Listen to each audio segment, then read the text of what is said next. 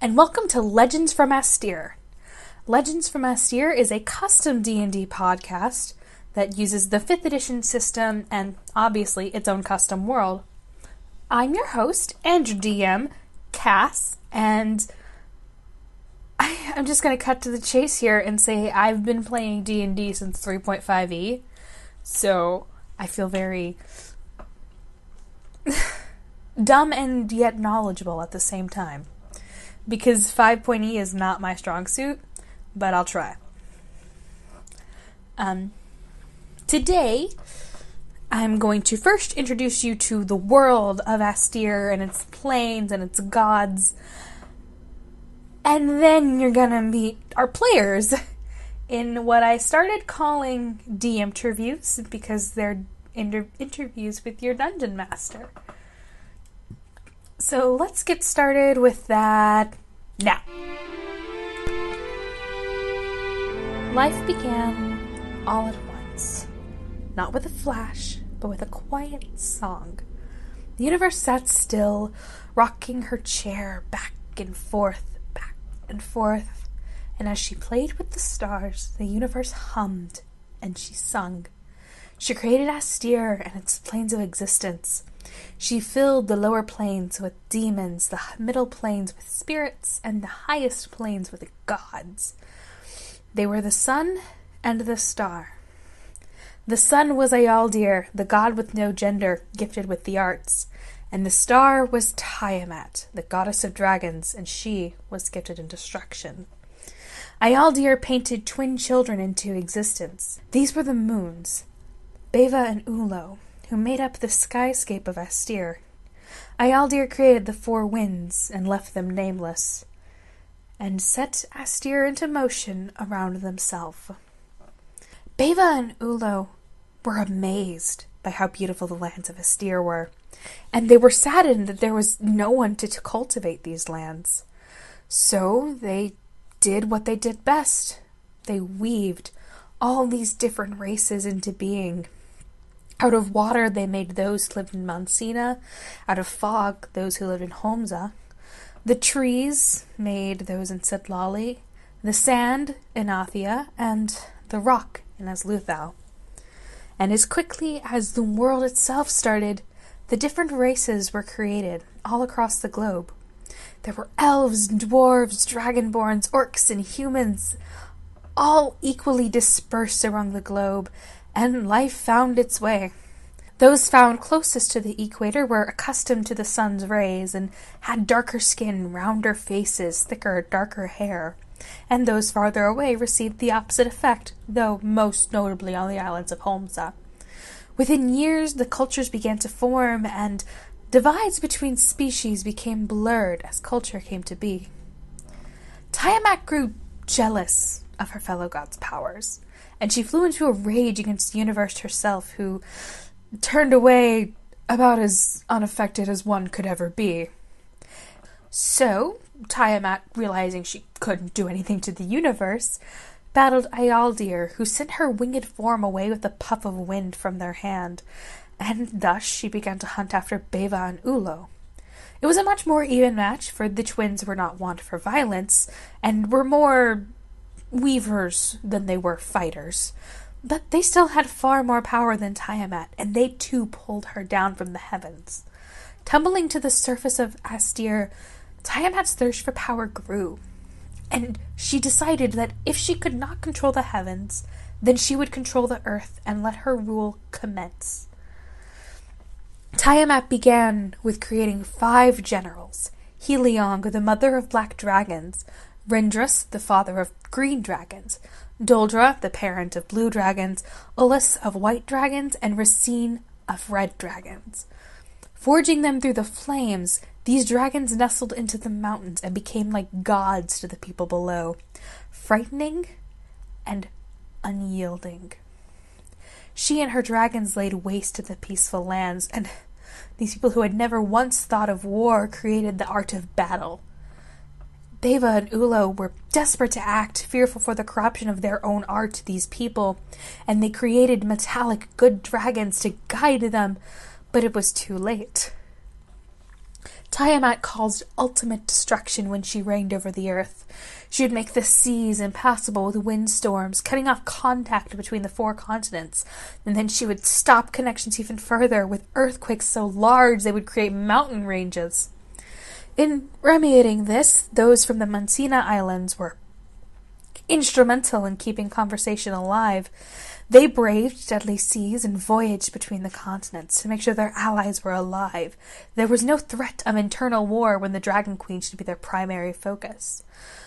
Soon, the cult to the Dragon Queen was born, sprung forth from those in Homza, focusing less on peaceful goals and more so saving their own hides. They began to worship Tiamat truly and gained her favor ever so slightly.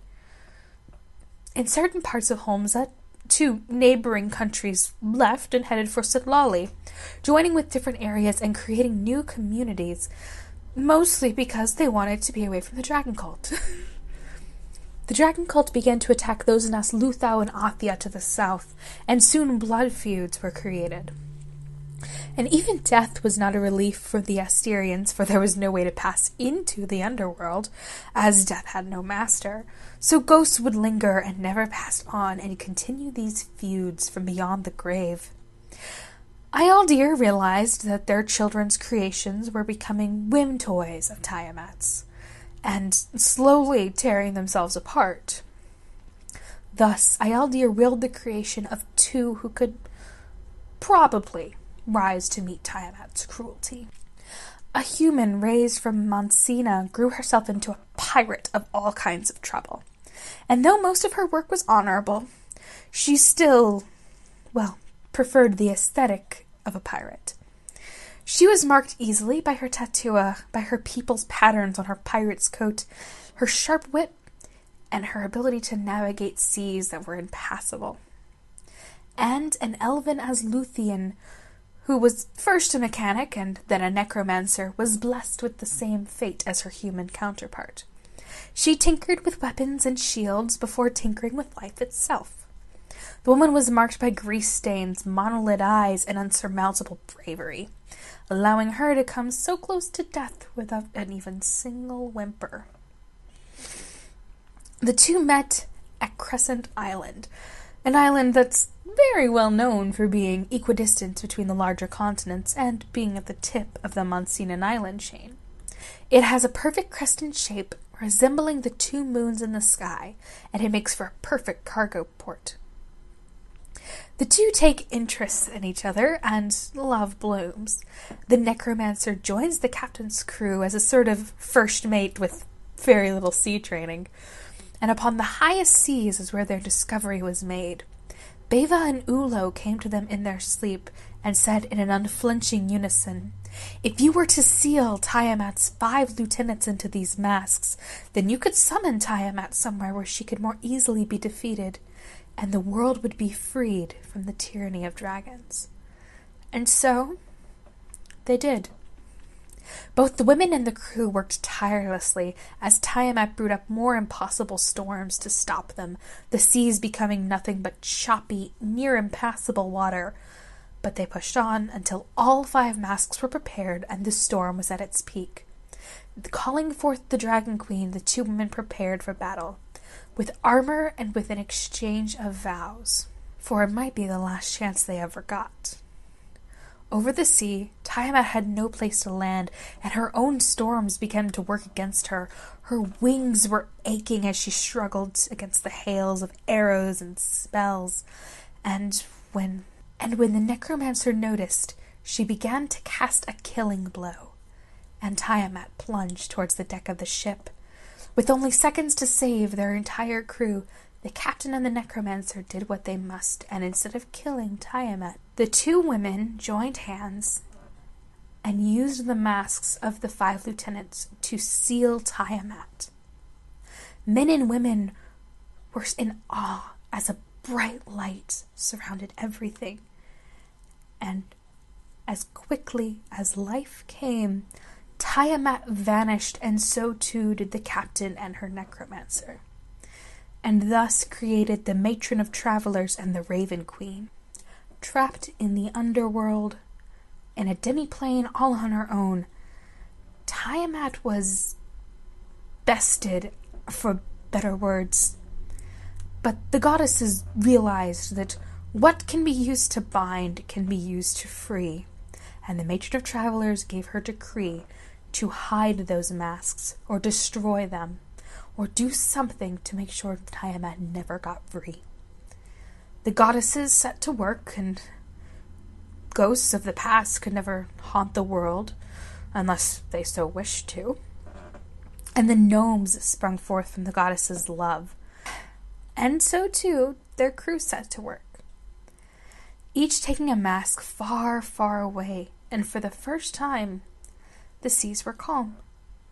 Other gods came, other great adventurers who had stopped a terrible calamity to save the world, and yet none of them were as important or as remembered as the matron and her wife, the Raven Queen.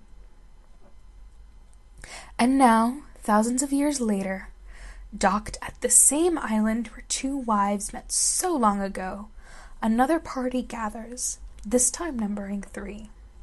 Crescent Island is lively and prosperous, and tales of the matron are still told, of the Mancina woman who saved the world.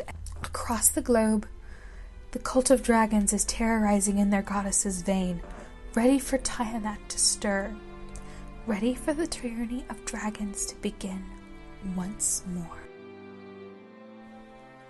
Okay. Hi! Hello there. Welcome to your DM interview, as I've called them. I realize vaguely I actually did these in reverse order, because yours comes first. Oh boy. Amaranthia comes first. Then I did Brenner in the middle, and I did Ellen first recording-wise.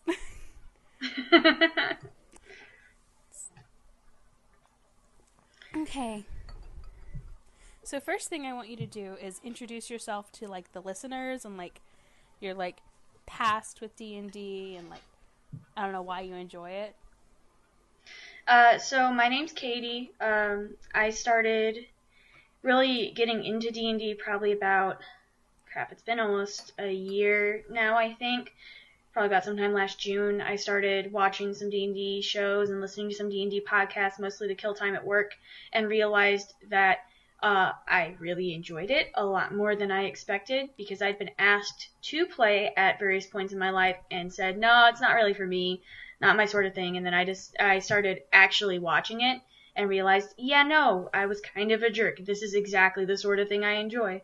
And I started playing about half a year ago now, and we finished up about a 3 or 4 month campaign where I played a tiefling fighter, but that's pretty much the only campaign I've completed. We're playing another one right now, and I've started DMing one with my family, and I'm going to be DMing one with my friends.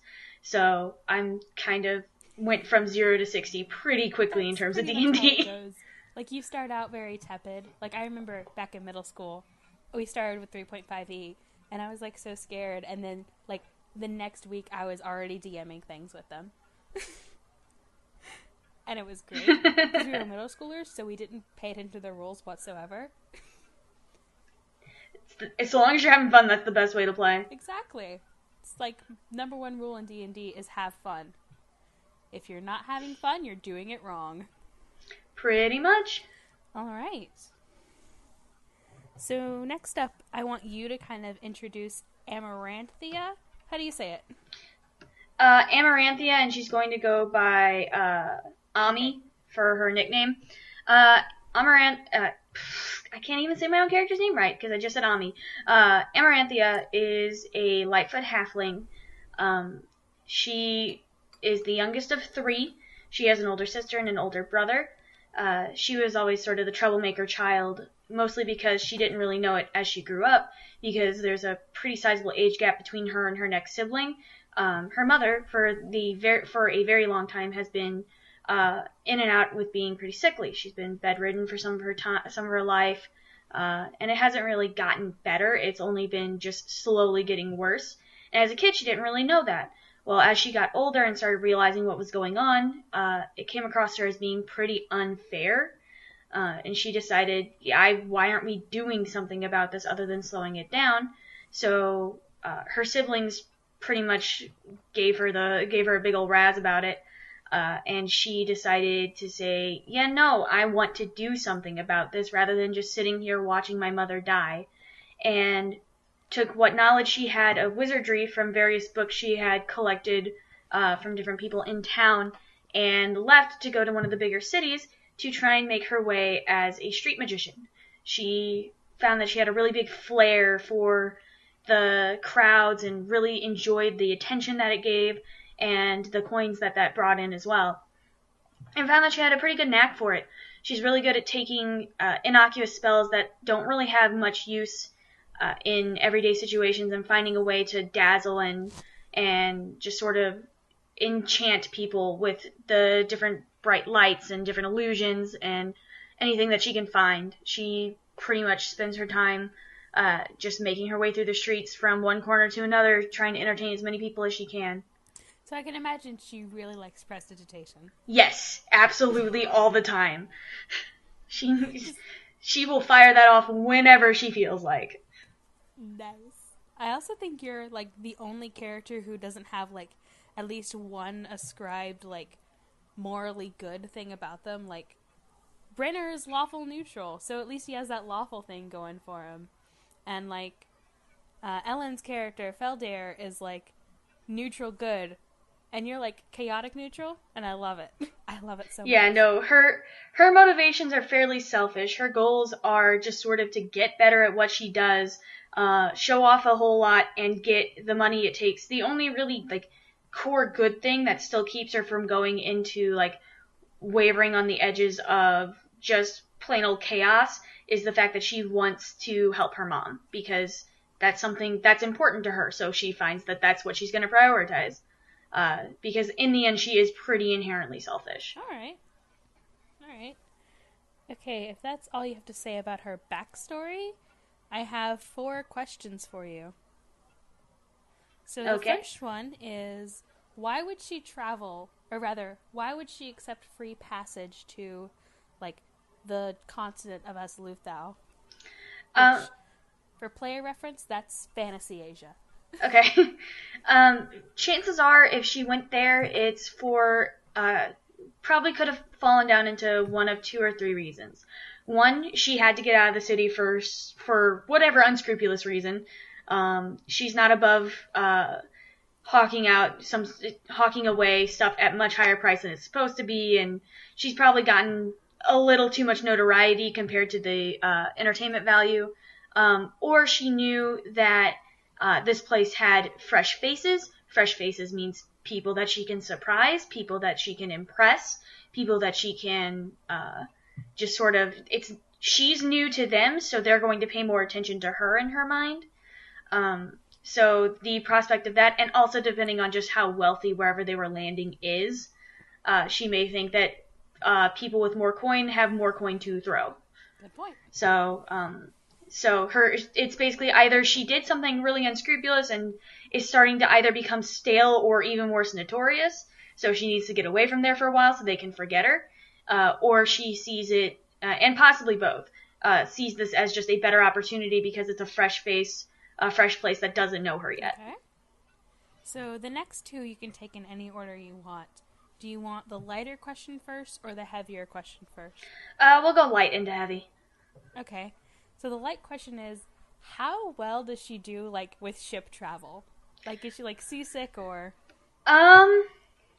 Well, she probably doesn't enjoy it, but she's not gonna be throwing up too often, but it's more of, if anything, it probably just unnerves her that there's no land in sight. It's less the motion that gets to her and the fact that the only thing around them is water. So the idea of just being stranded out there is kind of frightening for her. The travel itself doesn't bother her. It's really just sort of the area they're going through. And also she probably doesn't like that she can't really, like, read or perform or do anything because the ship's rocking around too much. So she's probably just going to be getting under everyone's feet trying to figure out something to do with her time. Okay. I also am, like, mentally imagining, like, she's like staying far away from like the sides of the ship on the opening, because I imagine it has like railings that are like low enough for her to fall under. Oh yeah. Yeah, no, she is a small one. She's 2'8". She's so tiny. Yeah, no, she's like hip height at best. Okay, the heavier question, which the heavier question has not been taken seriously at all this entire time. Please let you be my saving grace. What does she feel about religion? She understands that it has a place in the world. Like, to her, it's just not been a huge part of her life. I feel like her family wasn't terribly religious, if only because they couldn't really go out and be religious, especially with her mom being bedridden, which also I didn't really know this in the backstory. The dad's just kind of not present. He's not gone. He's just out working a lot, trying to do what he can to help his wife. But in that sense, he's also not really a part of any of the kids' lives because he's just gone all the time. It's not an unloving thing. It's more of just non-present. So they didn't really have a whole lot of time to go out and practice or worship.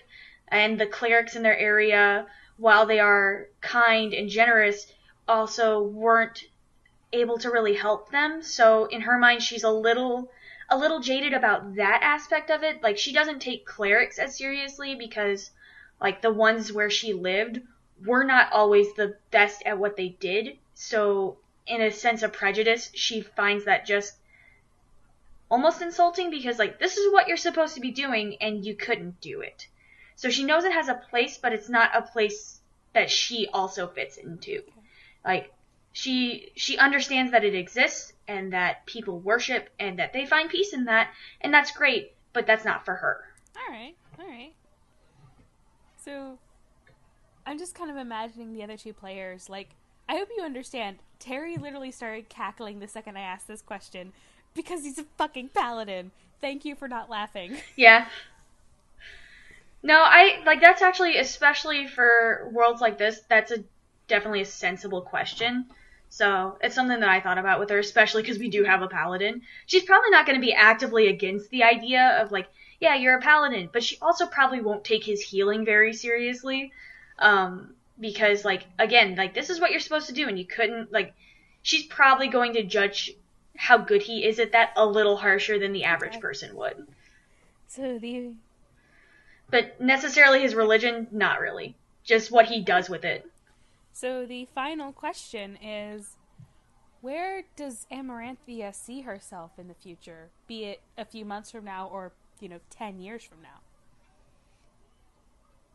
She doesn't really think about the future a whole lot because she's very much an in-the-moment sort of person. Her only goal is getting the money together to save her mom, but because she doesn't really have a firm grasp on what that means because she hasn't even found anybody who could do it, let alone a price for it.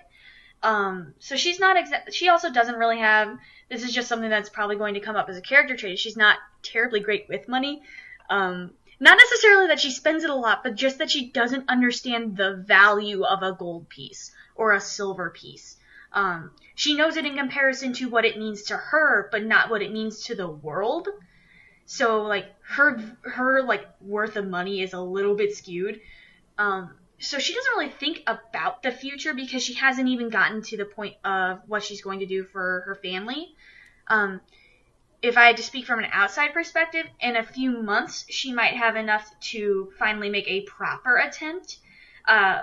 In terms of, like, once she actually does something about her family, whether she succeeds or fails. If she succeeds, she will probably try to find a way to channel her mischief and her selfishness into something that could at least help her family out, because she doesn't want to be, one thing that she really just doesn't want to be is a burden on them, because she knows that, like, they have lives of their own. She is kind of independent in that manner of, like, alright, you have a life of your own, I'm going to try and do something to at least not be a problem. But beyond that, if she fails, she probably would just go off and just find some place where she could make a real name for herself and just throw herself into entertainment, if only because that's distracting enough for her not to really think about, like, well, I didn't do it. Oh. Okay. And then beyond that, it would just depend on how that part of her life went. That's a little farther than even she could really comprehend. Okay. Now this is actually a question that's just going to be for you because it's about your backstory. Like, is there like a real life disease that you could compare Ami's mom's illness with? Just so I can know how to like gauge where you would get that cure in the world that we have. I was thinking it was some kind of cardiovascular disease, but I hadn't really picked out I hadn't done enough research to pick out a precise one, but I definitely see it as being cardiovascular because like it's so hit and miss on when it can actually strike her. Like she could seem fine for a while and then she has an attack of it and she's back in bed for a long time. So eventually they just start keeping her there so that she's not away from them if something bad were to happen. Okay. That actually does give me a good idea because cardiovascular is so like, there's like a word intricate. That gives me a good idea of where to put it. Sweet. All right.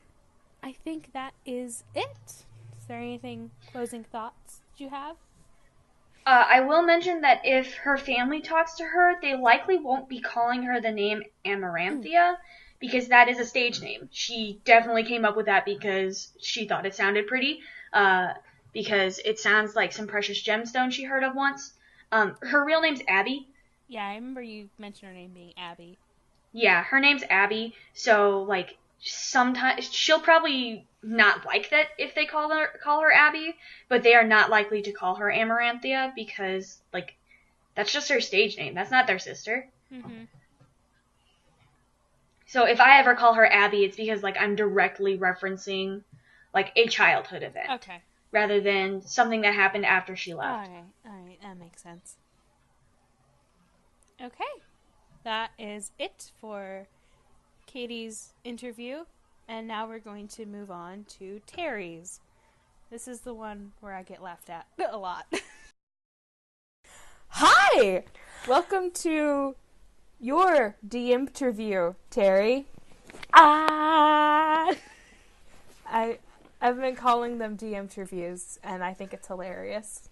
I think it's very quaint. I like it, de-interview. Ah, yes. Would you like to have your de-interview with some tea? Do I get scones as well? Perhaps. Oh, I do love scones. Scones are actually...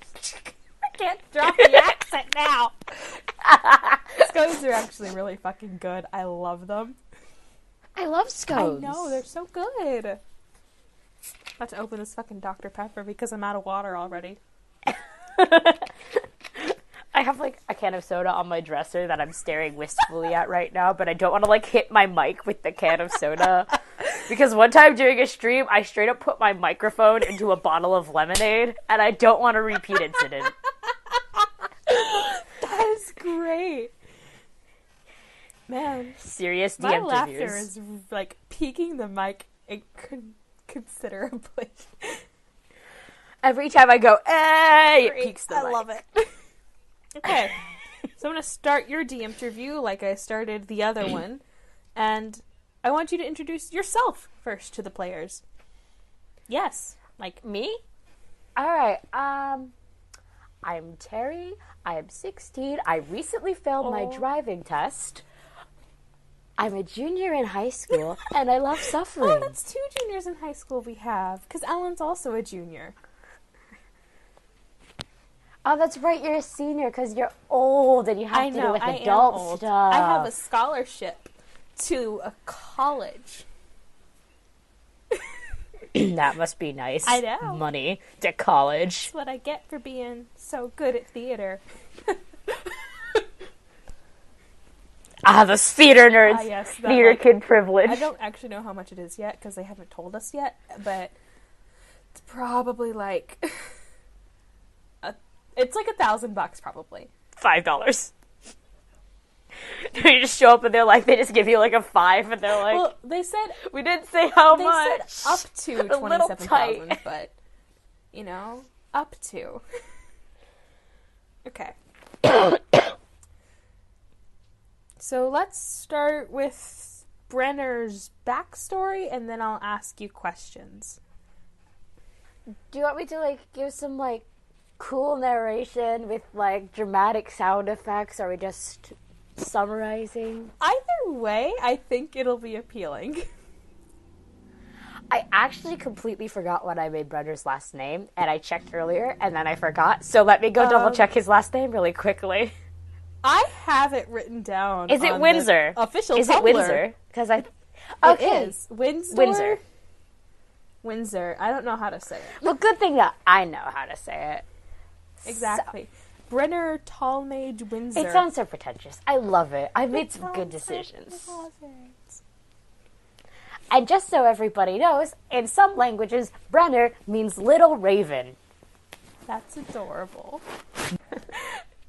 Okay, let's start backstory time. Okay. Brenner Taliesin Windsor was born and raised as a happy and healthy noble. While his life suffered from the absence of his father, overall, he was a pretty well-to-do person. He often took care of his younger siblings, 3 younger brothers, and though he was very quiet, he was always polite and tended to get along relatively well with the other children at his school. However, when Brenner was high school-aged, his family ended up in a skirmish with one of the other powerful noble families in the area. Their youngest child, a bastard son, desperate to prove himself, happened to procure an early gun. Using that gun, he took Brenner's life. Brenner stayed dead for some time, as most dead people do tend to do, but was brought back to life by the Raven Queen in order to get revenge against the man who killed him and the family who took his family's fortune. Ooh. Do do do do do do do do do do do do. Okay, I'm just now imagining the Raven Queen as like fantasy Asian Morticia Adams. I think we could work with this. I think we could really work with this. I love it. So, anything else? Have I like forgotten something really obvious? No, I'm just trying to ask you if there's like any misinformation you want to get out. No, I don't think so. He's probably close to like his late 20s, 30s now if you count the time he spent being dead. But otherwise he's like late teens, early 20s. Okay. He likes dudes. I think that's about it. It's like his entire personality being gay. God. I mean, same, buddy, but I love it. Okay, now I get to describe Marcellus Holland, who is your murderer. M'lady. Yes, he wears a trilby, and he looks like he has the aura of greasiness. He's not actually greasy. Like, he's very well dressed and very well maintained and put together. But he just has the aura of greasy. Like, his hair is slicked back. And it's gross. It's very gross.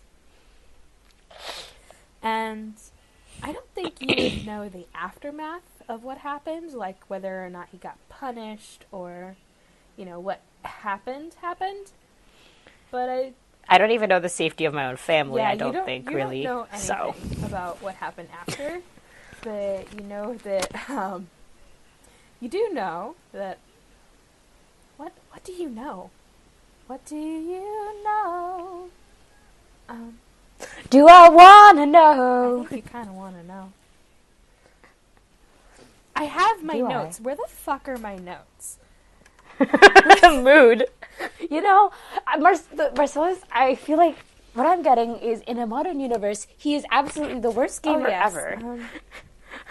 He's like the eats Doritos and drinks Mountain Dew gamer, and like he's like, you play Dark Souls, I played Demon's Souls. Have you played Demon's Souls? That's what I thought. Don't talk to me. Exactly. Oh, okay. You do know that the gun was not acquired, it was stolen. And you know it was stolen from someone named Tian, who you didn't really know Tian, but he was about your age and he was a transfer student from Athia. Athia, the continent of Athia. That's a hard one to say. Not Atyr. as bad as Luthal, though.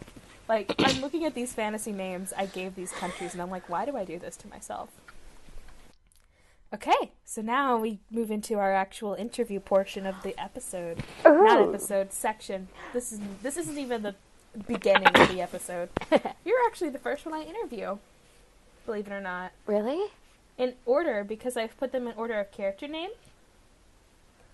Or no, that makes you second. That Never would mind. be second, because that would put Amy first. Yeah, Ami is first. Amy, Ami, I'll figure it out. I say Amy. So this is gonna be an interesting day. Like, she's gonna be like, no, it's me. it's on me. It's on me. Exactly. I can't wait. Like, I hope this someday gets fan art just so we can see Brenner 5'4" and then like 2'8", 3 foot something. Great. Love it. Okay, so what were my questions? Where are my questions? I've just lost everything. Just all over the place. Okay. I can't believe you've done this. Okay, yeah, I remember now.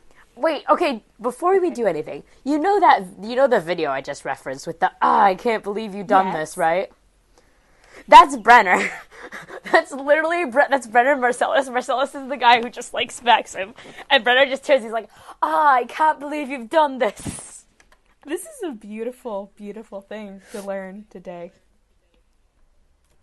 Okay, so the first question is, why would Brenner accept free passage on a ship to Azluthal? And did the Raven Queen tell him to do it? The Raven Queen almost definitely told him to do it. Despite his purpose being revenge, he's not the most motivated kind of guy unless he has very specific news about it.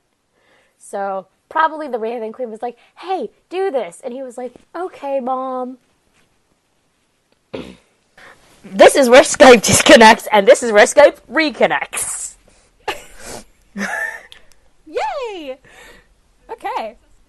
We're back. So you said something about the Raven Queen purpose. He's just like, he's not very motivated on his own, unless the Raven Queen makes him do it. Then in that case, he's like, okay, Mom. He won't clean his room until his mom tells him to?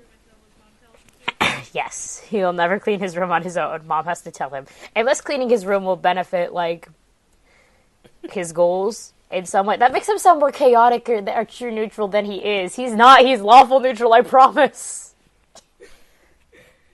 He's just, well, lawful neutral. They only do when it helps them. He's lawful. He's depressed neutral. That's what Brenner is. He's depressed neutral. Love it. Love it. Okay. So then I have 2 questions that you can take in any order you want. Do you want a softer question or a harder question first? Hard. Smash me, you strong MFer. Okay, this is going to be a fun one for you to answer. Is this the one that you said I wasn't going to take seriously? No. Awesome. How religious is Brenner? Damn it! I thought I did good. He's a paladin who's only alive because of a god. Gee, I wonder how religious he is. You're right. Like, I wonder. Brenna's in there. Do I believe in God? Raven Queen just smacks him over the head. Yes, you do! So you see him Sack just lands on him and starts pecking him, like in a raven form, just like peck, peck, peck, peck. Yes, you fucking do believe in me, son. I'll put you right back in the fucking grave. I made you, I can unmake you. Okay, maybe that was a less serious question than I intended. Listen, it's just hard to ask how religious the paladin is. Revived from death by a god paladin is. Okay, so I hope Brenner can get an off-brand Extreme Teen Bible at some point. It's like, instead of the Extreme Teen Bible, it's like the cool young adult religious text. Oh my god. So, the next question, which was the easy question, was, how well does Brenner do on a boat? Like, does he get seasick? I don't know if dead people can get seasick. That's a good fucking point. I mean, like, I'm assuming motion sickness is, like, an inherent thing. So being alive or undead, like, you'd still have that. But I don't think he's the type to. Okay. Like, maybe, like, not have, like, the easiest time, like, walking and adjusting to it. But, like, he's not, like, flat, like, seasick, awful. To be fair, even if he could, he has a constitution score of 22. He's fucking fine. He's fine. Yeah. Okay. Plus 6 con mod. Mm-hmm. Literally double the HP of the rest of the party. Just like how he's double the height of the rest of the party. I know. He's a big boy. Hefty. Okay. We're going on 14 minutes. This is the question I thought you weren't going to take seriously. Where does Brenner see himself in the future? In the grave. That's what I thought. I mean, well, in future, he sees himself getting revenge, knowing if his family is alive, and then being in the grave, if you want the detailed plan. It's a 3-step plan to death. A 3-step plan. I love it. See, I got, like, a really cool, super answer from Ellen about, like, wanting to build a legacy and, you know, not living a life without regret. And you're just like, I want to fucking die. Look, okay, Brenner is depressed neutral. But, I mean, honestly, in, like, the near future, before he, like, fulfills his revenge and stuff, I think he really, really, really wants to know the fate of his family. And he ultimately does want to fulfill what he wanted to fulfill before he got shot, which is finding his father.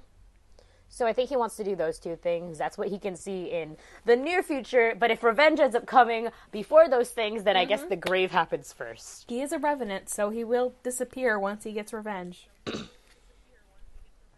Unless he maybe just goes and pleads for to a bunch of gods. It's like, hey, I kind of like being alive now, actually. Can we make it happen? Yeah, maybe.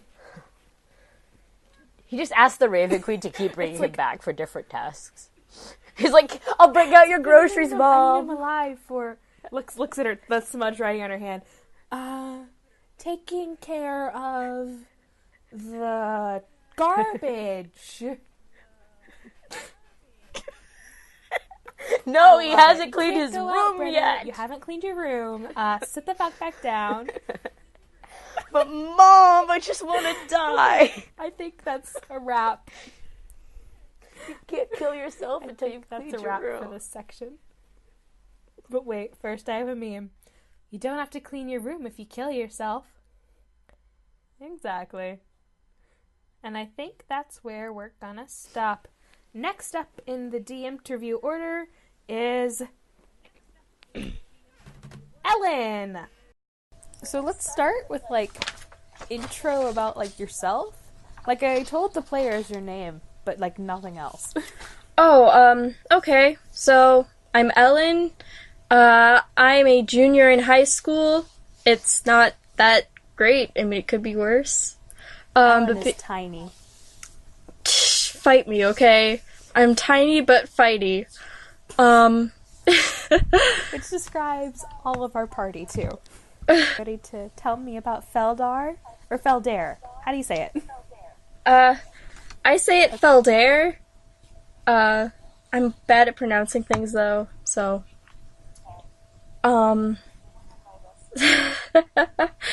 So, Feldair is a forest gnome. She lived she lived a very quiet life in the woods, but she was really not cool with it. It was really boring, and she was like, can I, like, leave at some point? You know, it was just boring. So, one night, when nobody was awake, she kind of ran away from the forest with only the essentials and her violin. Her fiddle, I should say. So yes, okay.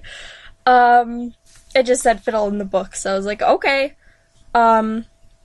So she is very much, she's an honest person, for the most part. And so basically her instrument, I'm all over the place here, but her instrument is, actually made from the trees in her forest.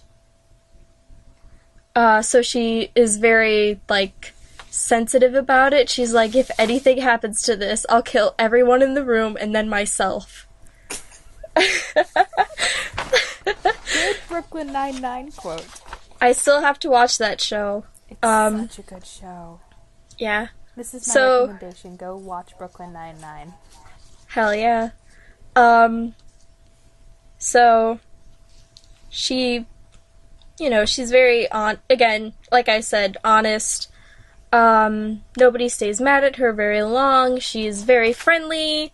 She, you know, she's kind of naive, but she's doing her best here. She's trying. Really, she is.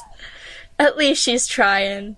She's kind of like if Snow White didn't know how to cook and didn't have to deal with... And she was a gnome, she was small herself. There are no dwarves in the party, but there is a halfling. True. Maybe I'll add a dwarf. I don't know. So... Okay. If that's all you have to say about Valdir, I do have like a few questions I have written down. Okay. So first of all, why is Valdir, like, why is she going somewhere? Doesn't matter where she's going, just like, why is she trying to get specifically to, I think it was the continent of Asluthau, which is, for your like player information, is Fantasy Asia. Right. Yeah. She left. She wanted to go there because she's always been very interested in learning about others. You know, she's a very social person, and she's like, I want to learn what other people are like over there. And, you know, staying in this forest with the same people is lame as hell. So, like, small town syndrome? Yeah, small town syndrome. So Journey has to burst into my room right now. Start singing. Just a small town girl. Town girl. Living in a lonely tree. In a lonely world. Tree. She's in a tree. True. Literally, isn't it built into the tree? Like, did we decide that? Yeah, her homes were, like, built into the tree, and it was really cool. It's kind of like the Napon village from Xenoblade. Yeah! I love it. Or like the Ewoks from Star Wars. Yes. I love it. I love it. I love it! I know, it's so great!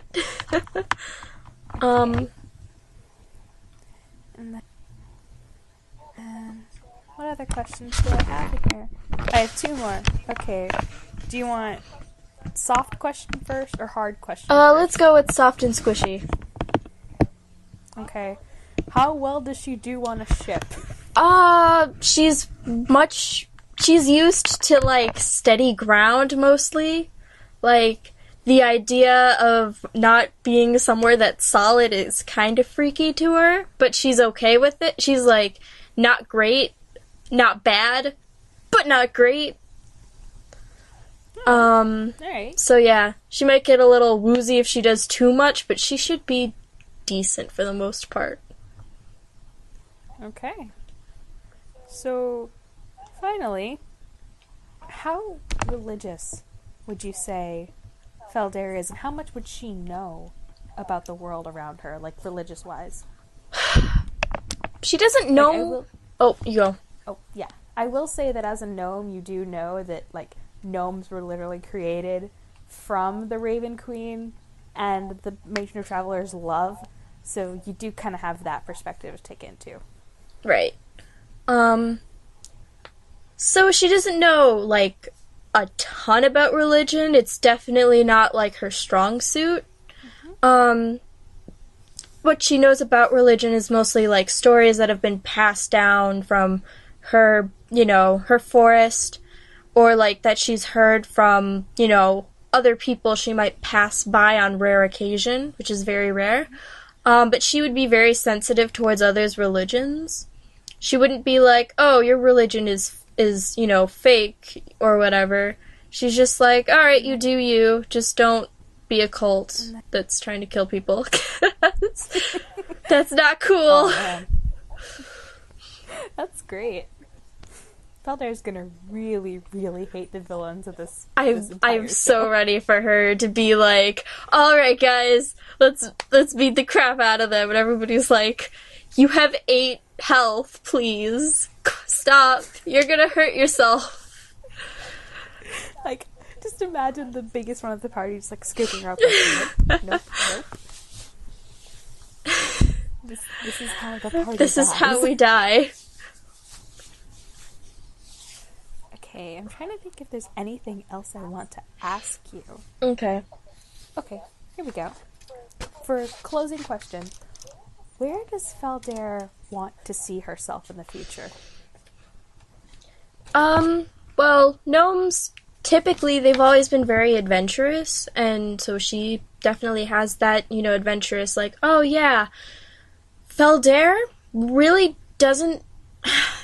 She wants to be remembered by people. She has, like, this whole idea that as long as people remember me at some point, then I'm good.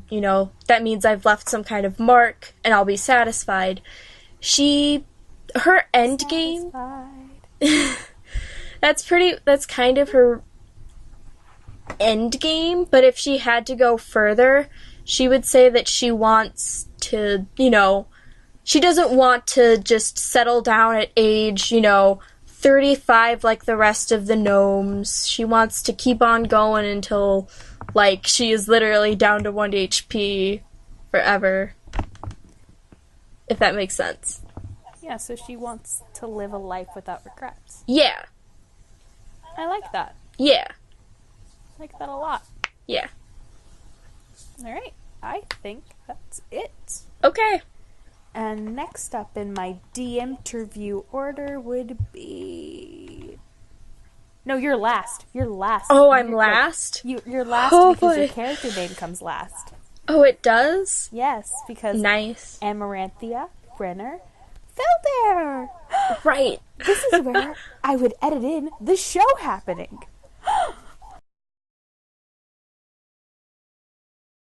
Oh. Alright. Hi. Hello. Hello.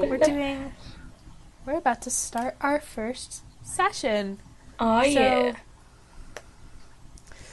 Your characters for the past 2 weeks have been like... I'm just gonna jump straight into this. Like, screw the Prelude bullshit. There's already, like, nearing an hour of Prelude content. Oh. Yeah. Yeah. Like, once I do, like, your character introductions and my lore introductions, like, it nears an hour. That's a lot. Yeah, it's a lot of D&D. First episodes are always longer. That's true. Alright. So, you guys have been on a ship.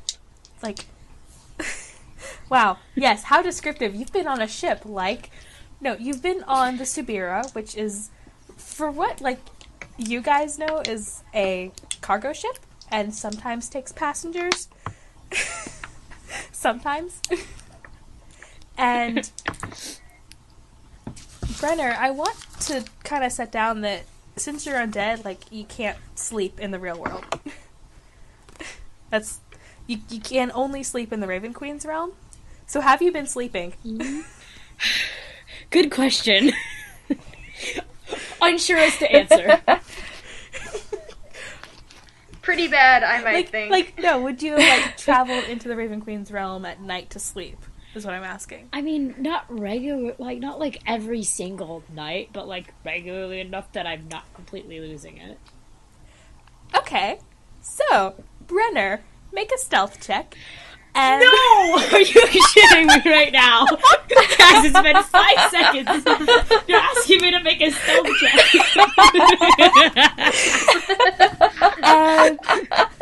I also have no idea how this works, but, like, does he come back in where he transported in, or where his body currently is when he does where he that? transported, like...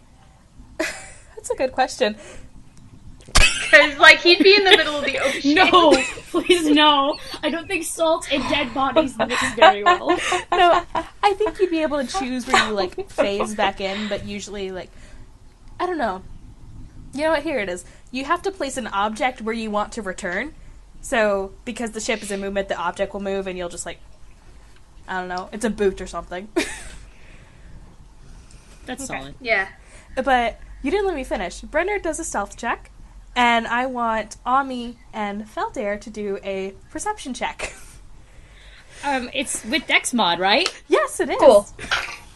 That is a 4. Okay. Okay. Ami got a 10. Hold up. That's a total of 20 here. So. Okay. So. Nice. Hold up. Stealth 4. I'm literally writing these down. Okay, so Ami, you think something's going on, but you're not quite sure what's going on with Brenner. Like, I just don't see him around at night. Like, you're just confused. Fucking Feldair. Is he like a reverse vampire? Feldair. Okay. You fucking know this guy is undead, and you know he's going to the fucking Raven Queen's house every single night. You just fucking know. You already know. I was hoping we could have some dramatic reveal, and already I'm rolling 4s. This is great.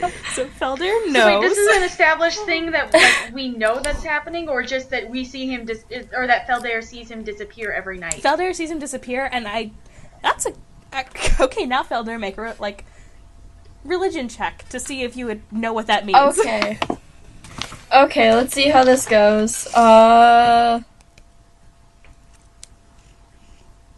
Let me math really quick. That is 14. You have some idea. Maybe he's working with a god and he's like going to talk to him, but you're not quite sure.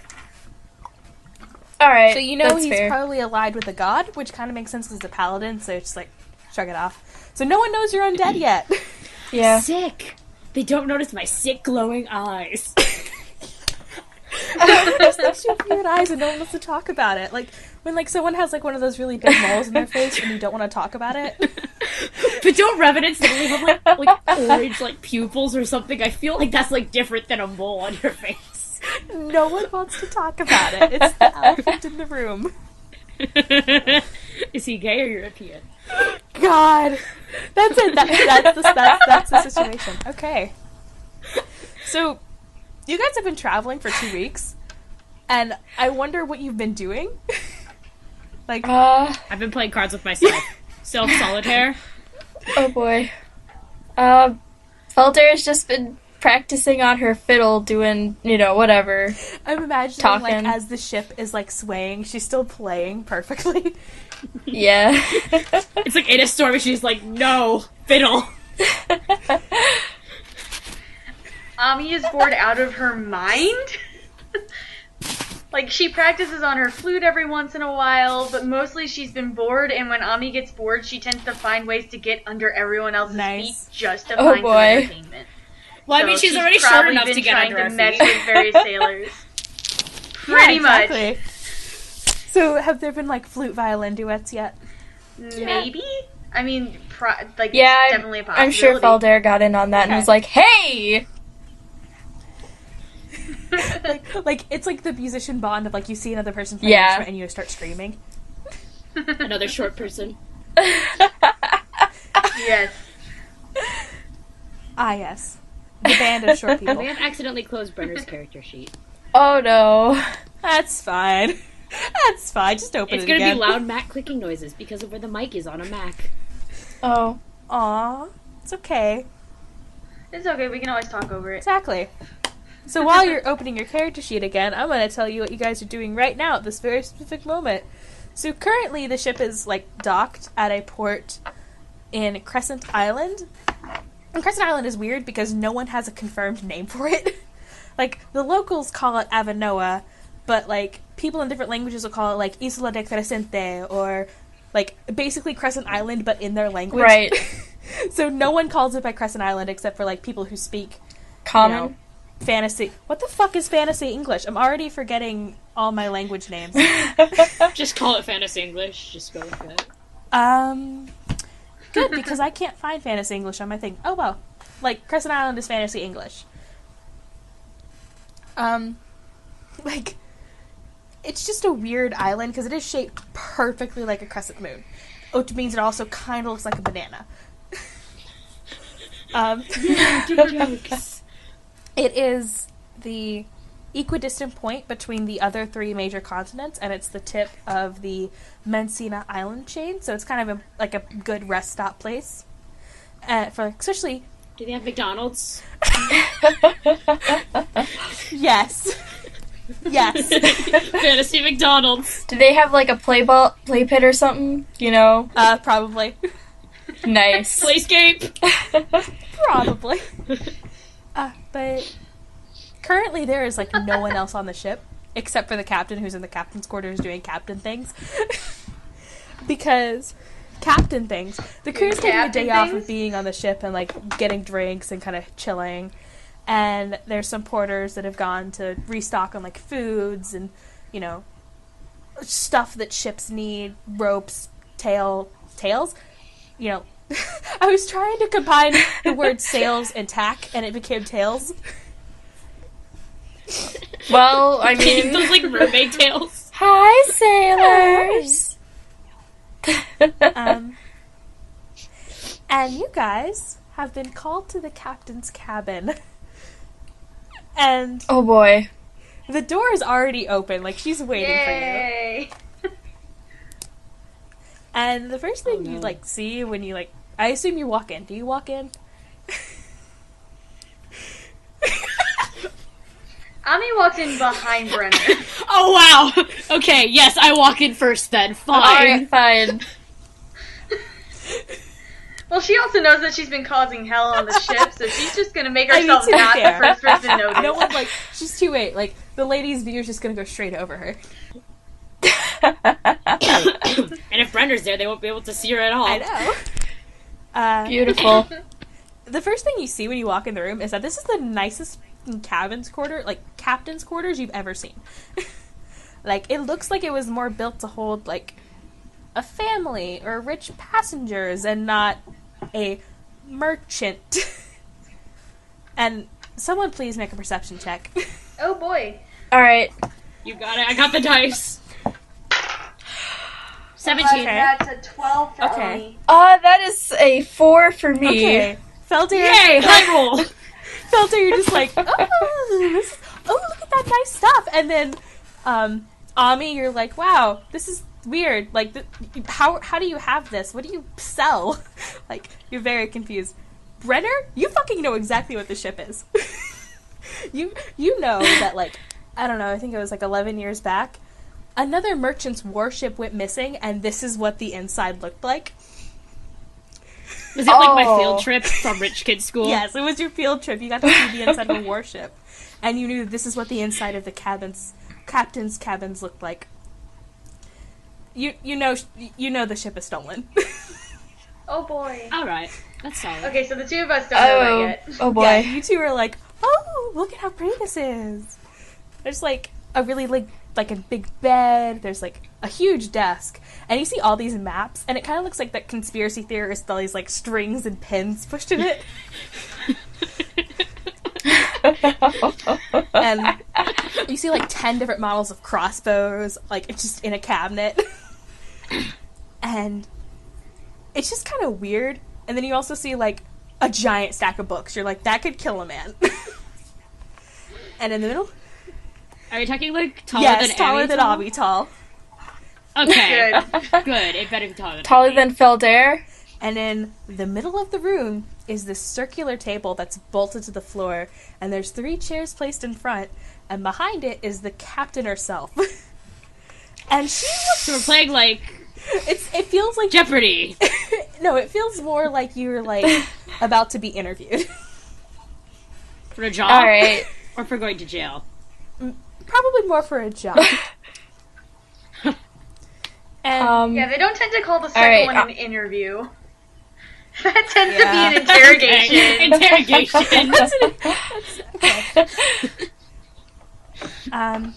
I want to say that you guys have probably seen the captain over a few times over the weeks.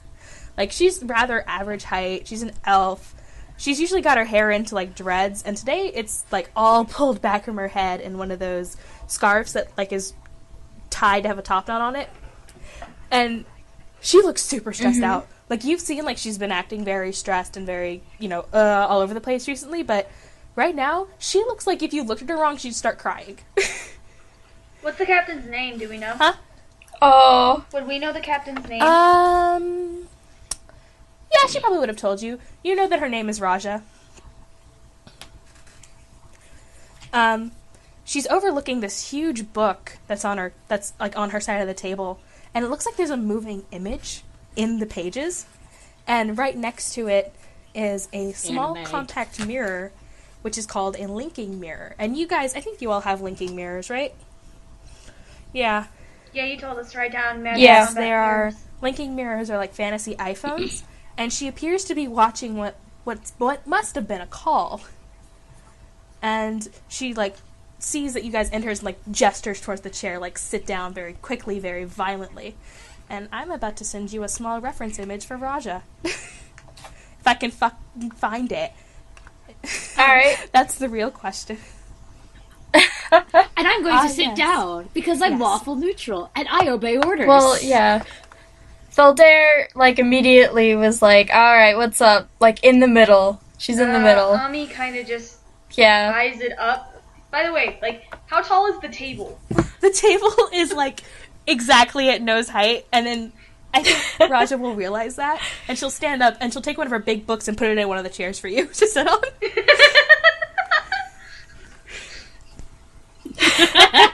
Yeah, she might also do it for Feldair if she asks. Already. Okay. Ami gives a, excuse me, Ami gives a bit of a huff and goes ahead and pounces up onto the chair and sits on the book because she kind of has to at this point. You're like required. If you run away, like there's 10 miles of crossbows right there. She's a scary lady. And then once you all three have sat, she starts to pour tea, and you're like, huh. And she didn't, like, start to pour it and it was already there on the table. She magically apparated a pot of tea for you guys. I want you to understand this. Sick. Okay. Oh, that's sick. What kind of tea is it? Sick. I don't know. I'm about to roll dice for that. What? Please let it be mint tea. It is black tea. Okay. And now that you three have all situated and she's poured you tea and she's kind of shown off that she can do magic, she goes, what do you guys know about the dragon cult? I beg your pardon? What do you guys know about the dragon cult? Oh. And she just has, like, solid party this, like, expected look on her face, like, please know something, please. Do we know anything about a dragon cult? I don't know. I think maybe you would know that, like, in ancient times, the dragon cult was alive with Tiamat, but you don't know anything about, like, their modern, I feel.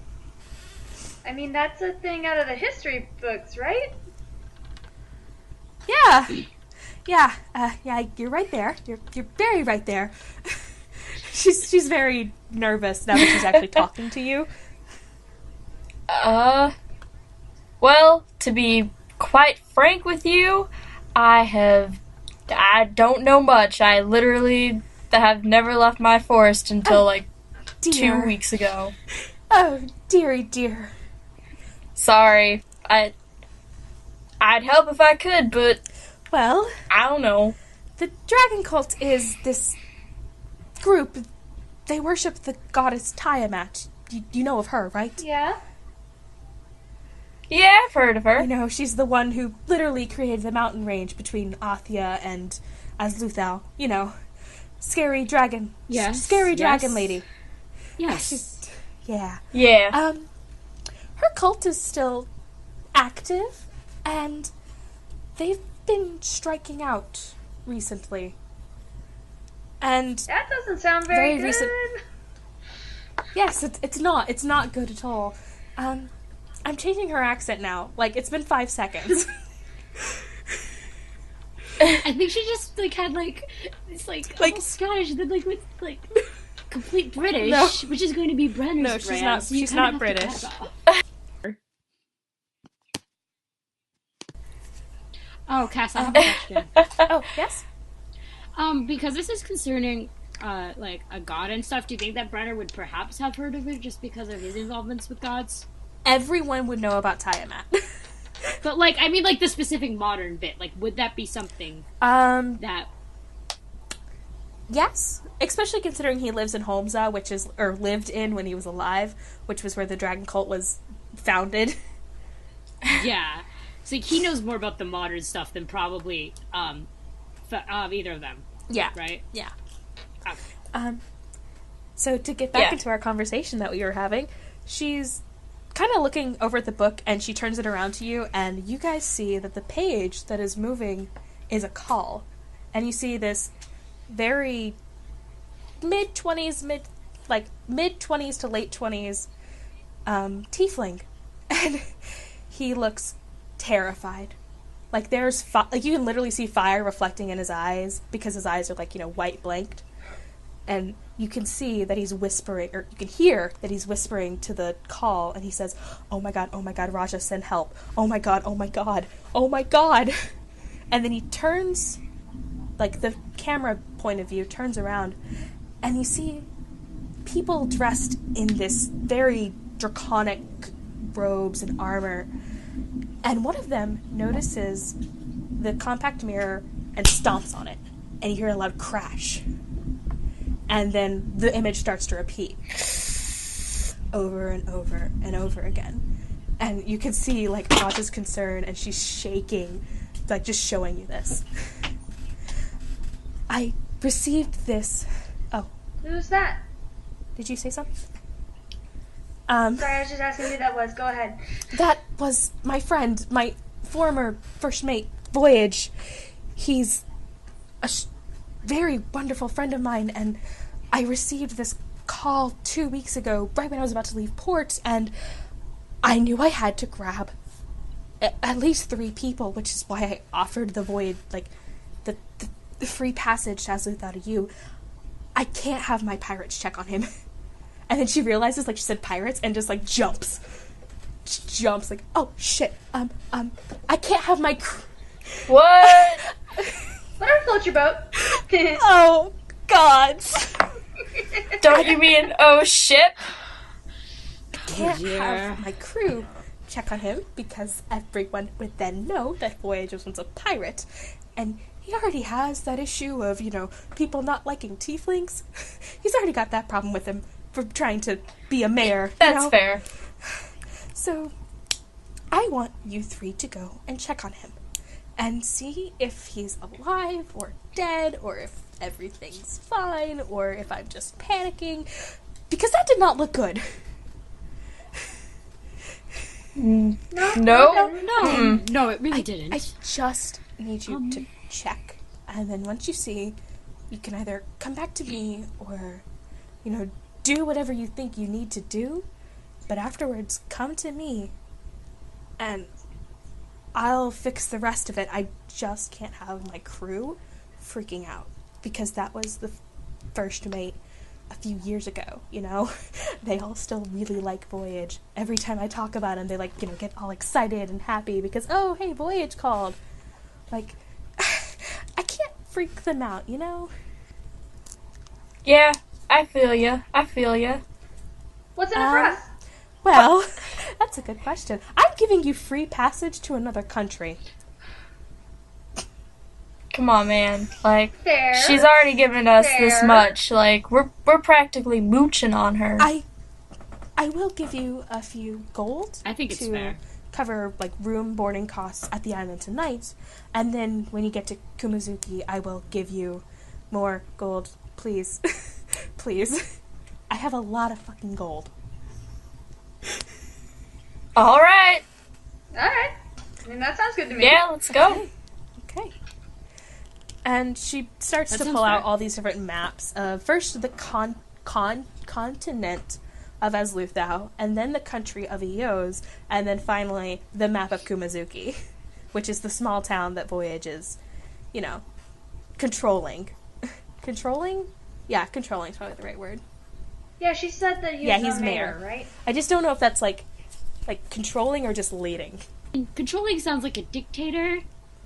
Yeah. Would Mayors are probably work. typically democratic. Yeah. he's a mayor. And as she's, like, passing all of this out, she, like, realizes that there's so much fucking writing on her map. She's like, maybe you don't need the continent of Azluth now. Can I look Pushes at it it? aside. Like, can I try and catch a glance and see what I can see out of it? Yes, make a perception check. No, I get nothing. That's a 5. Oh. All you know is that, like, you wouldn't have gotten it anyway because the DC was, like, 15, because, like, it's written in a language, and it's not common. Oh. But all you know is that she wrote on it, and it's, like, it looks like she's pointing towards a certain direction, but that's it. That's all you got. Okie dokie. Okay. After, passing out these maps, and she hands you guys a few gold in, like, little purses, like drawstring purses, and you all get 5 gold. Yay! Ooh, thrilling. I don't know where I wrote stuff down, so I guess it's not going written down. It's okay. I'll just write down 5 gold party. You write down cash money somewhere. Yes. Wait, hold on. Was that 5 gold total or 5 gold each? Well, you can't flip 5 evenly, so Cut one in half. Wait, no, it would be... it would be 5 It'd be gold. 2 apiece. gold and 5 silver. Oh, yeah, that's a good one. Or it'd be 1 gold and 5 silver. No, you just each get 5 gold. Cool. Sick. And as she's handing you things, you hear a crash. Ooh, my fucking teacup shook. I mean, it's fine, but that was... I was shook. It's for emphasis. And, like, the door, like, rattles, like, because it's a wooden door on hinges. It's, like, not gonna stay for very long. I'm getting up, like... And then you immediately hear the second something crashes, Brender's another out. one. Softer this time, as if feet are landing on the deck. I've done Okay, the that- And then one. you hear 3 more. 4 sets of feet All landing right. on the deck. Oh dear. Okay. Alright, I'm getting up. And the door is kind of like creaked open, and you can see one of them.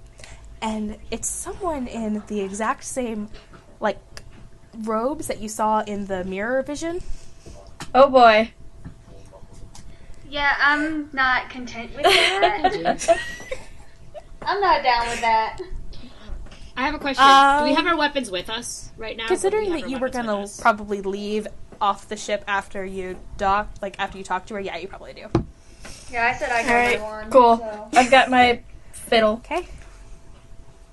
Raja just immediately grabs out this, like, crossbow that's on her, like, hip, and she leads the way because she's the tallest and also the most prominent figure on the boat. Like, if people are to know someone from the Subira, they know Raja.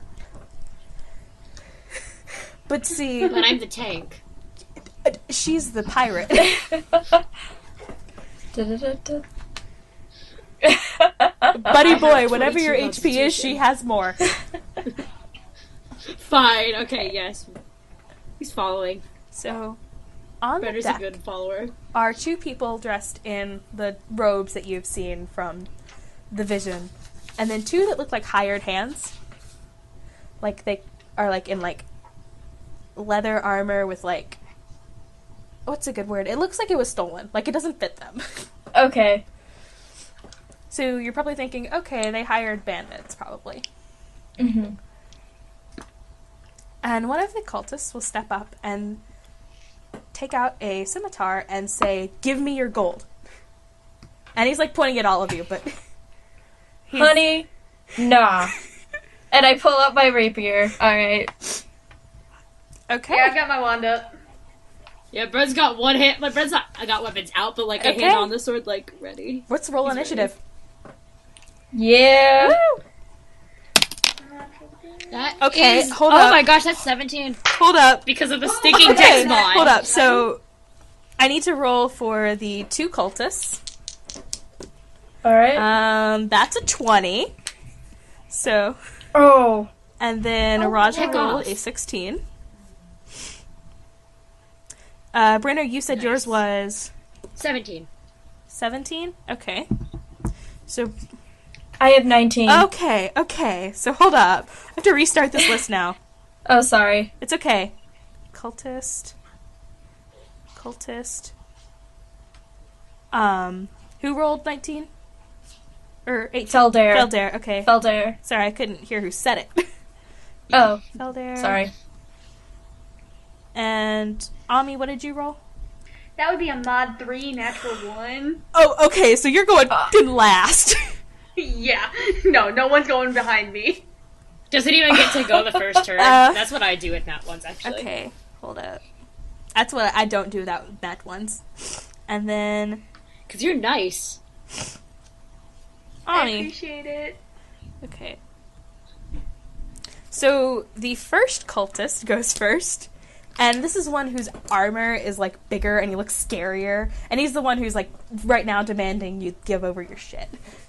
And I think that he is going to cast something at Raja, because she is the scarier one to him right now. Shit. See, now I have to find shit, because I didn't pull up a fucking spell list. This is great. I should have... This is great radio right now, guys. Quality This is just work. modern radio at its finest. That's not what I wanted, D&D Wiki. Modern radio. My phone just decided to cut out for a couple of seconds. I hope this doesn't become consistent. I do. Oh, need yes, to you hear do. what's happening It's okay. sometimes. Something's being You're cast good. at Raja. You're We're good. He's going to cast Fireball at Raja, and... Oh no, we're not Wait. good. What is it? What is... The ship is made of fire. Or the ship yes, is made okay. of wood. So what save is Fireball? Oh, no. What save is Fireball? Dex. It's Okay, Dex. um, How many of us need to make that? just Raja, because it's one target. But it's a... Good, because if you said Brenner, I was going to leave this call. But it's... Oh, wait. Hold on. Is he casting Fireball or Firebolt? Because Fireball has a 30-foot it's a radius. We're just gonna say that it's, like, Raja has ran so far ahead that you guys are 20 feet away from her. So Raja Cool. needs to make a dex save. Her dex is a +4. She rolled a nat fucking 20. Good. And... Yeah, like, Just, it's the coolest does some, thing you've ever cool seen dive ever. And, like, So, backflips. 8d6. Jesus Christ, that's still a lot. That's why I was very glad that she was Yes, not here. she's also, like, okay, she takes 16 damage and is nowhere near even bloodied. Like, she just looks fine. Like, she's like, what the fuck, dude? Like, she just looks... You thought you could fireball? Fun fact, I would have been absolutely Excuse me. incinerated in that. Like, that literally I know. would have killed automatically. like, It's the like, vibe kids that's are like, just oh, I can't believe you've done this. okay, then. It's that. So now, Rude. the other cultist is going We're really gonna to do this. swing Excuse his me? scimitar at you, Brenner. Knew it. Okay, now I need to make what's your AC is 16. 16? Okay. Have fun. He fucking, like, he swings and he does, like, this giant overhead thing, and he fucking misses. Like he's doing this giant, like, excited thing, and then, like, it goes straight Beautiful. past you. Everybody knows that's an easy way to make yourself vulnerable. Yep. An And if inspiration. you attack him within this round, he'll have disadvantage on any, like, save, whatever thingies. Alright. And I want you to know he rolled a nat fucking 1. He just, like, stabs himself in the foot, but, like, not enough to do damage. No. Just hurts a little bit. He's kind of miffed. Okay, now the 2 bandits are up. And... why does everyone have fucking scimitars? I realize this now. He is going to use Scimitars. a crossbow on Felder. Awesome. Alright. Cool. What's your AC? 14. 14? He fucking misses too. Like, he just whizzes past your hair, and you maybe do, like, some, like, cool matrix moves. Ha! Okay. And now the other bandit is going to try and attack Ami. With the same crossbow idea. Oh boy. And what is your 12. AC is 12? Oh! Okay! He didn't roll a 20. He rolled a 19. Thank God. So you are going to take 1d8, if I can find my d8. No, seriously, where the fuck's my d8?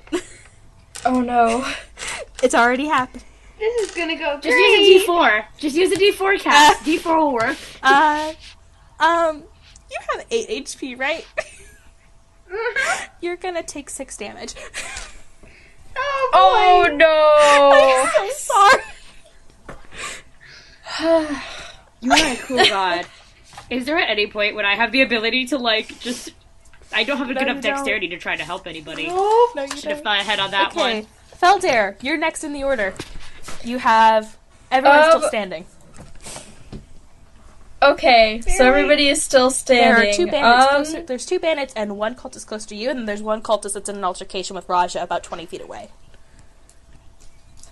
Okay, I'll deal with the cultist who's by me, because that was really Yeah. dumb of him. Like, I'm just like...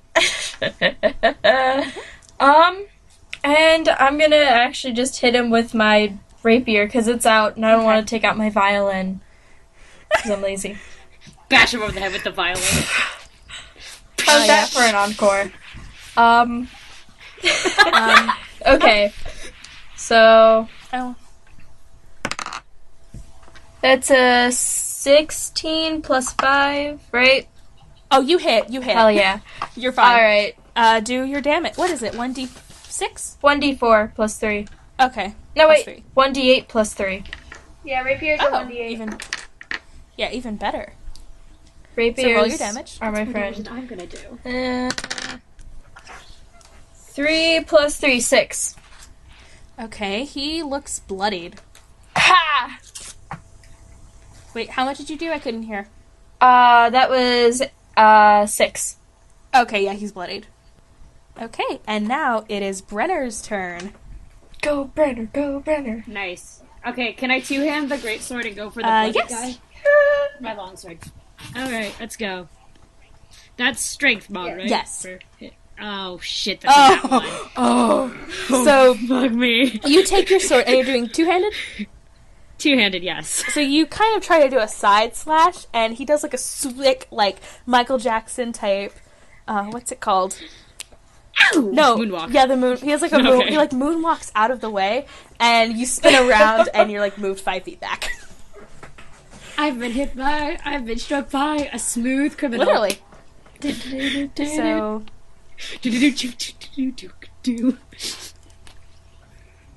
okay.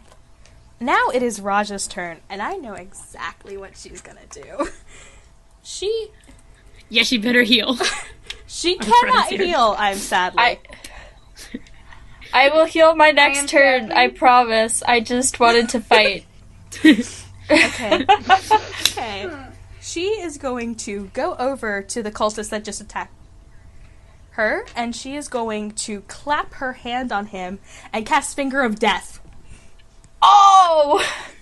Okay, he has to make a Constitution save, Fail. which he failed. He failed. Yes. And now he is going to take 7d8 plus 30. What? Oh my Uh-huh. By the way, Ami's like Remind cheering me. at that. Like, Remind me not to yeah. get on your bad side. And he's dead. Beautiful. Okay, so... Burner voice, God, I wish that were me. Fuck yeah. Okay, so we start out, this guy's dead. So your biggest threat is out. Awesome. And now all that's left is the one cultist by you and the 2 bandits. And the bandits are like looking like shaky, like, And Ami, it is your turn. So could we theoretically intimidate them? What? So could we possibly successfully intimidate them? Probably. away? Because they were just hired for this, and they just saw what just happened to this guy. Like, she clapped a hand on his shoulder, and he's dead. Yeah, Ami's gonna stand up and be like, hey, yeah, you know that? I can do something like that too. You wanna try it again? Or I'm gonna shoot you with my wand. And holds out her wand. Okay. Roll intimidation. Intimidation? Intimidation. Intimidation. That's only a 10. I hate to tell you, that's exactly what you needed. So, which bandit were you saying that to? The one who shot me? That was bandit 1. He I fucking think? jumps off the ship. He's out. He just Bye! out. Like, he lands in the square and is still running. Well, he does it on his turn, but he's out now. So... Do I have time to still try and cast something, or is that my whole turn? I would say you could probably cast a cantrip, but not like a big spell. Yeah, I'm gonna Ray of Frost the other one. Okay. So, wait, which one? The, cultist or the... Actually, I'll Ray of Frost the cultist. The one with... who's bloodied. The cultist who's still alive. Yeah, he's bloodied right now.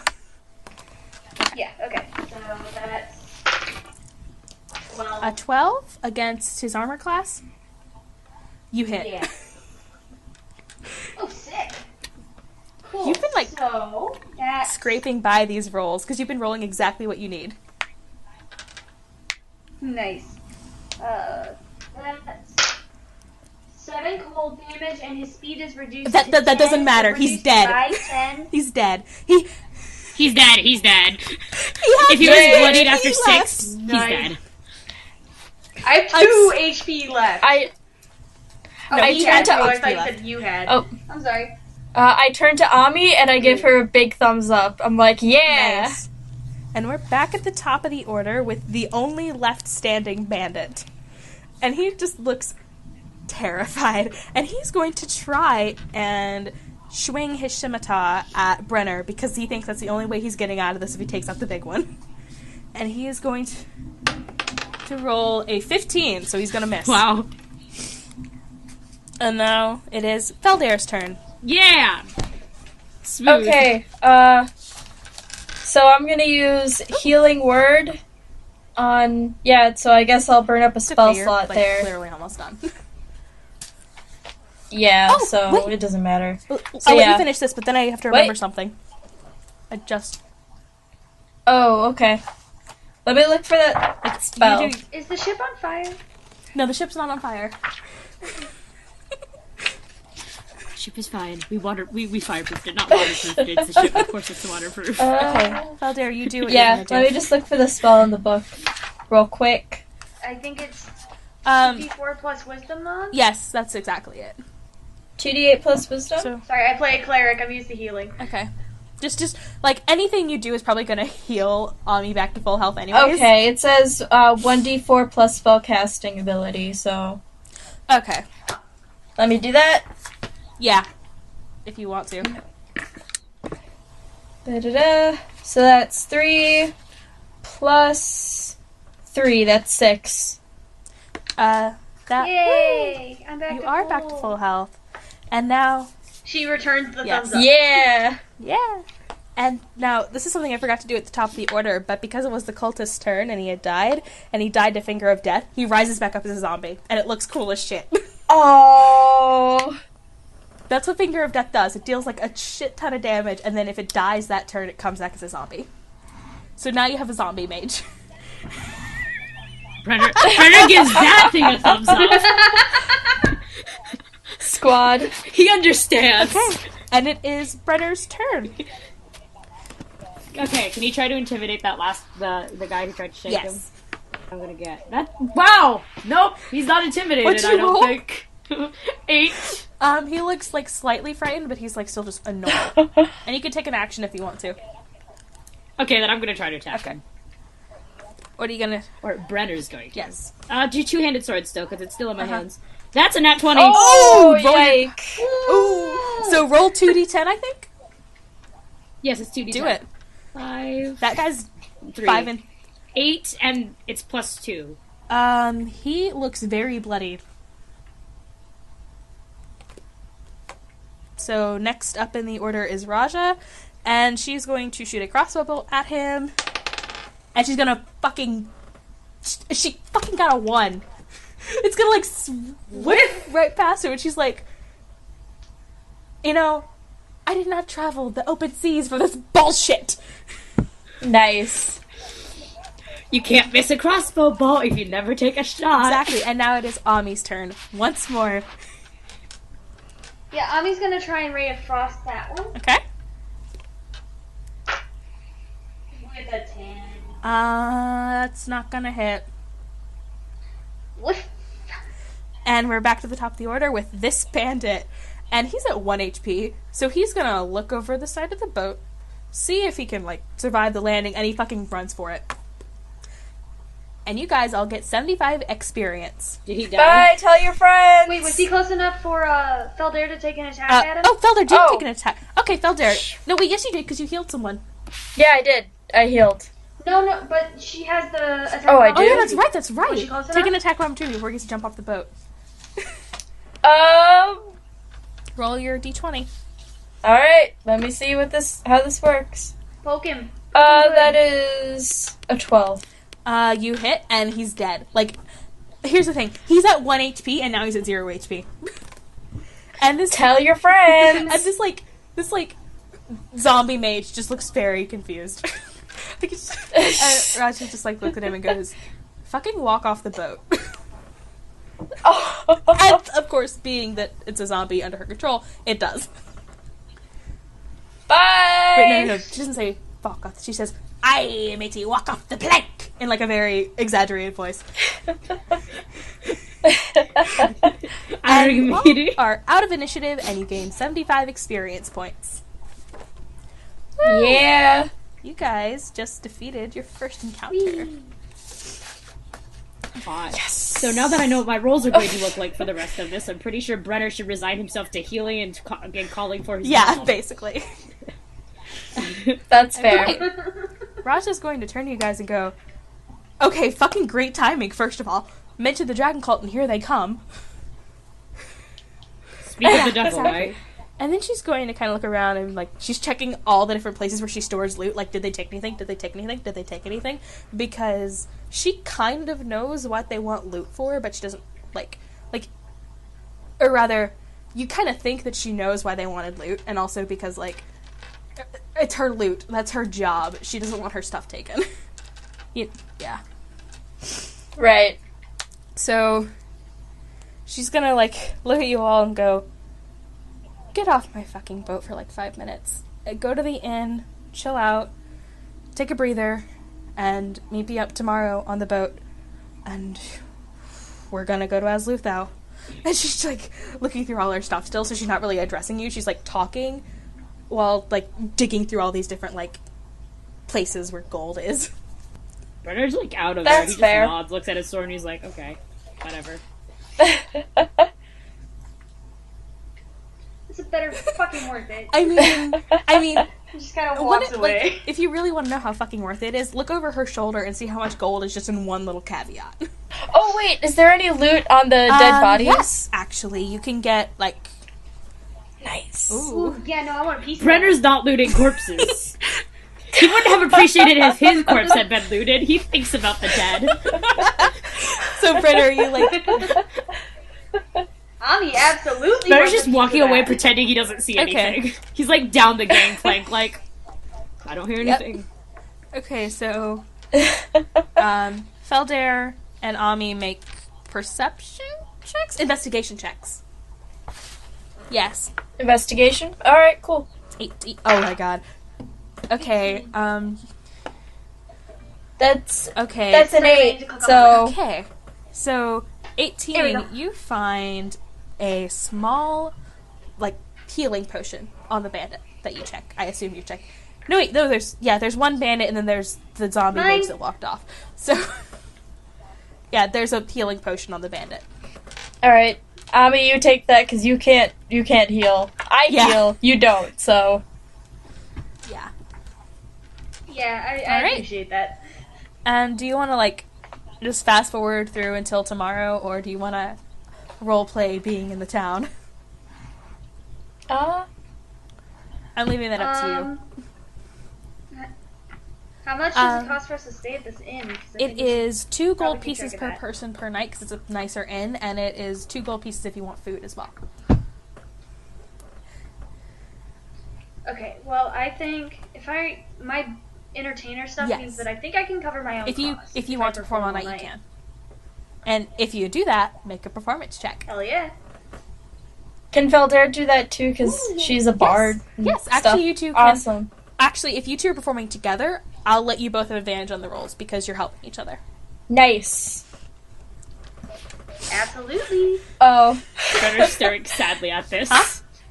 That's a 20 total? Oh my god.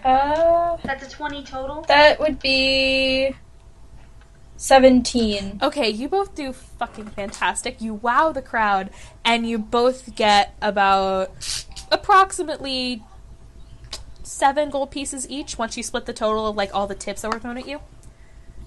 Nice. It was a very profitable night. And, like, there's, like, people who are drunk, like, maybe flirting with you. Because, like, wow, you guys are so great. And it's just awkward. Like, it's the awkward drunk flirting that you're just kind of like, don't want.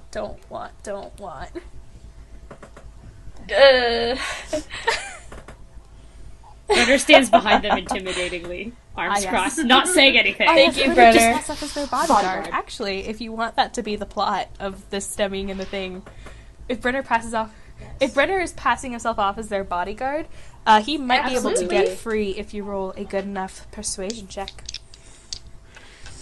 So, Well, I mean, he's got +2 charisma. yeah, so roll a persuasion check.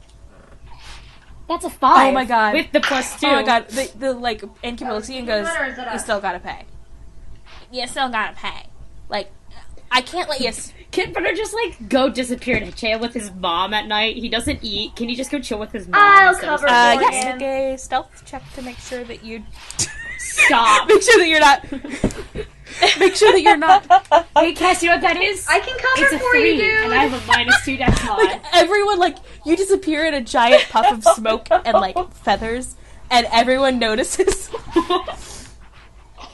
Mom! I turn to Ami and I go, I didn't know he was a performer too. This is beautiful. I gotta learn that trick. And I think that's where we're gonna take, like, a break. Should we pause yes. the recording? Okay. Alright. So now you guys are, I assume, like, you head back to the ship in the morning. And... Alright, cool. Do I manage to return without the cloud of puff and smoke and feathers and crap? make another stealth check. Yeah. I hate you. I hate my dexterity mod more. Hey, that's a 12. Okay, there's, like, a few feathers, like, falling off you, but you're fine. Everyone just thinks it's from your It's cloak. just my cape shell. Yeah, the cape has feathers on it. You just have that. You did this to yourself. Does your armor give you disadvantage too? Oh my god! Oh my god! I'm sorry. Roll That again! should not be funny. Roll again! Oh no. Honey, what you waiting for? That was an 18, so actually the other one Okay, so you're still just, like, shedding. You're still, they're Okay. shedding, and, like, people are like, clean up after yourself, boy. Okay. It's my mom. So, on the ship, it takes about another 2 weeks to get to Kumazuki, because it takes a bit longer. You have to go around this, like, tinier island that's off the edge of Izos just to get into the village itself. I'll have a map for you later, but essentially imagine, like, the coastline, and then right in front of the coastline is this other tiny island that's just in the way and obnoxious. So it takes a bit longer to get to Kumazuki specifically. And I assume Raja hands you guys a map of the area so you guys... Oh, no, she already did that. Okay. I forgot. It's been like 15 minutes. I've already forgotten. Yeah. Short-term memory. You know, you guys are probably looking through your maps. And one of you roll a survival check. Or all of you do. Okay. Does that modify with anything, or is it just a straight dice Survival roll? is wisdom. It's wisdom. Okay, so Brenner's 0. Great. Okay. So that's an 18. You guys get there within, like... Okay. Because I of rolled a Brenner's 10. 18, you guys get there, like, before dawn sets. Or, like, before the sun sets. Before so dawn it's- sets. I'm so tired. Losing an hour of 15, sleep yeah. really messed me up, guys. I I am. know. DMing is hard, I understand. Especially the day after daylight savings. But the sun, like, is in, like, the horizon because you got there so quickly. Usually it's, like, a 2-day journey. But because Brenner found, like, some shortcuts on the map, you were, like, got there super quick. And you guys see, against kind of how it's getting darker, Kumazuki is lit up. Like, and then... On fire? And then you step closer, and yes, Kumazuki is up in flames. And It's quite lit. Ah! Ah! And that is where we stop for the night.